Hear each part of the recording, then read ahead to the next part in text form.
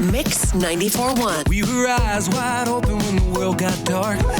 Hey, thank you so much for joining us here in Canton, Ohio. I always like to start interviews off on a personal note, and to be honest with you, dude, 12-year-old me is just so excited right now. It was 1996, 1997. Yourself or Someone Like You came out, and it was just the perfect album for me. Awesome.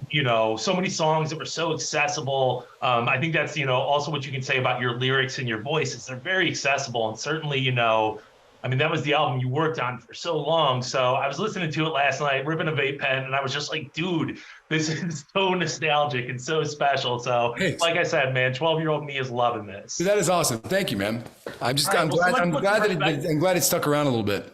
Yeah, no question, dude. Those songs are, iconic for a reason. They've stood the test of time. And let's put some perspective on stuff, because that was 25, almost 30 years ago. Like I said, I was 12 then. I'm almost 40 now. Talk about that journey, because where you were and where you are, anyone 25 years is a long time, let alone somebody who's, lived in that public eye, making art and kind of doing what you do.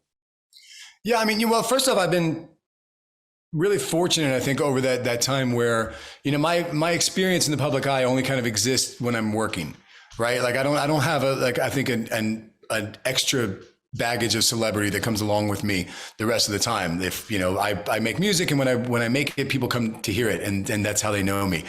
So that, I think that's good, because I never kind of got bogged down in any the other thing. For me, it was just like, I really just I need to write something that chases away the demon in my head. And then once that works, I'm like a lot of other people. So I got to imagine there's other people that might feel the way that I feel, and maybe they'll understand the way that I'm talking about, these songs. Like, because when you write a song, you don't really write it about something that you went through. You write about how that thing that you went through makes you feel, because your experience is singular to you, but the way it makes you feel is probably pretty universal, and everybody kind of understands that. Everybody just has something else that makes them feel that way, Yeah, we're all living our own lives and perceiving things our own way. And the fact that you're able to kind of, bridge that gap with so many people, from what's going on in here to what's going on in here with them, that really does have to be special, and something that you're obviously pretty good at, looking at the resume and kind of the track record that you have. So considering the success that you've had, whether it's through Matchbox 20 or solo stuff or whatever, when it comes to approaching new music as an artist, is that a little bit intimidating, thinking to yourself like, yo, man, I've written one of the biggest songs of all time, and now I've got to sit down with a pen again? Or is it kind of liberating of like, hey, I know I have the magic in me and I'm capable of doing this? Well, I was only partially responsible for any successes that I've ever had, right? You write, and there's a lot of great writers out there that just don't have that right chain of succession of luck that has to fall into place at the right time for, to lead you to success. So understanding how little, you have, it's like what Carlos says, you have your motive, your intention, and your purpose. These are the three things that you can control. So if I'm writing, I have to write something that just turns me on, that I really feel like, I feel like this needs to be heard. I want someone to hear this. And then in that moment, I feel like I'm never going to write another song. As soon as I write a song that I really like, I'm just like, because I don't know where it came from. I don't know how it got there. It was a blank page. It was a blank slate in my mind. And all of a sudden now it was a piece of a melody, and then it was a word, and then they just start to snowball into something, this full thought and idea. And then you think about the fact that, over the years, those thoughts and ideas have been put down to record, and now they're a part of other people's lives too. And people are playing them at their weddings, and they're playing them at funerals, and they're playing them at parties. And so you try not to think about any of that stuff when you're making the record, because then it gets daunting. Then you're starting to think about the outcome of something which you don't control.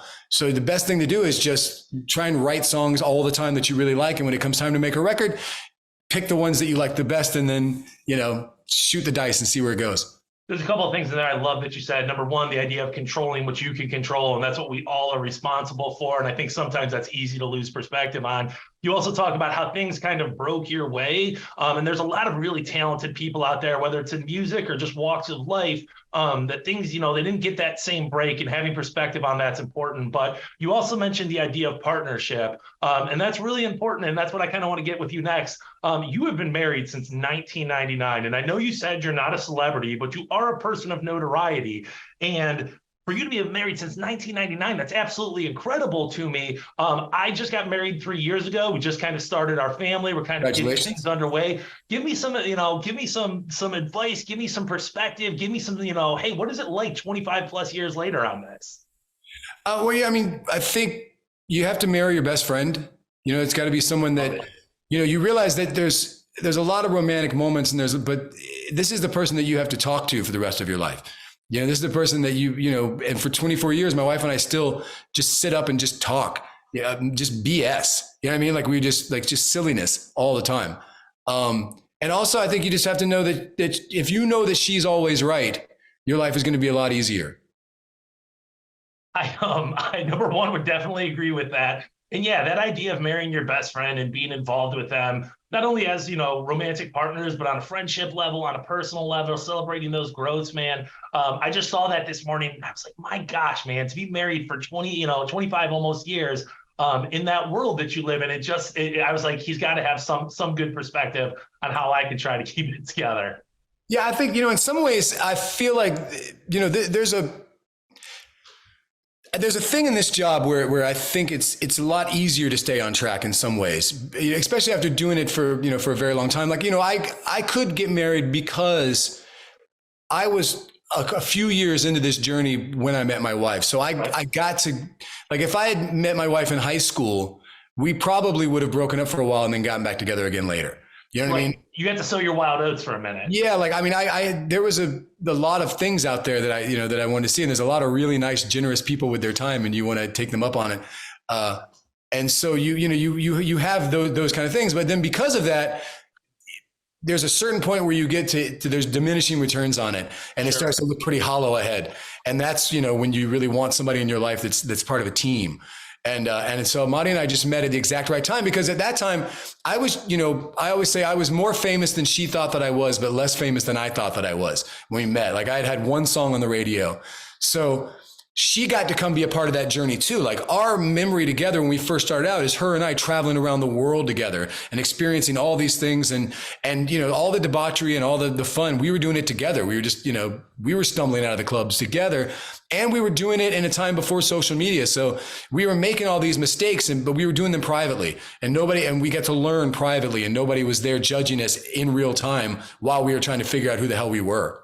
Yeah, I mean, 25 years later, still being with her, I can only imagine looking back at that time and just remembering how special it all was and where the beginning was. So let's talk about the future for a second. You guys are hitting the road first time in a couple of years. You're going to be in our area June 16th or June 13th, Blossom Music Center in Cuyahoga Falls with the Wallflowers. If people come out and see you guys, what should they expect? Well, I think also I do want to say I'm pretty sure that the Wallflowers aren't coming now. It's going to be either Matt Nathanson or Ben Rector. Okay. I'm not sure which part of the tour they're going to be on, because one's doing one half and one's doing the other. And I'm bummed about that, because we've known the Wallflowers. I've known Jacob for years, and we were so excited about, being able to go out and spend a summer with friends. And we were joking, like, we just want to go out. And this is the same for Matt Nathanson and Ben Rector. We like the idea of just going out with just grown men with no drama. And everybody's just there for the right reason. Everybody just wants to play music. You know what I mean? Like, it's a good feeling to just be out with a bunch of adults for a summer. Yeah, 100%, dude. And I think that's really what it's kind of all about is, definitely you guys. And I think the audience of who, you made such a big impact on, because I always think it's 15 to 25. That's when music's really important to you. You are dealing with adults now. And that really came clear to me in the new song, Wild Dogs. It definitely had that feeling of energy and revitalization and that kind of like newness, but it also had maturity and perspective. So I think you guys are on to another hit. Rob, obviously, I can't wait to be a part of, what you guys have next and to watch it happen. And June 13th, I will be out in the crowd singing right back at you, dude. Can't wait. All right. Right on, man. I appreciate your help too. Thank you so much. No, thank you, Rob. We appreciate it, man. And thank you for being a part of the interview today, man. Thank you. And when you hear it calling,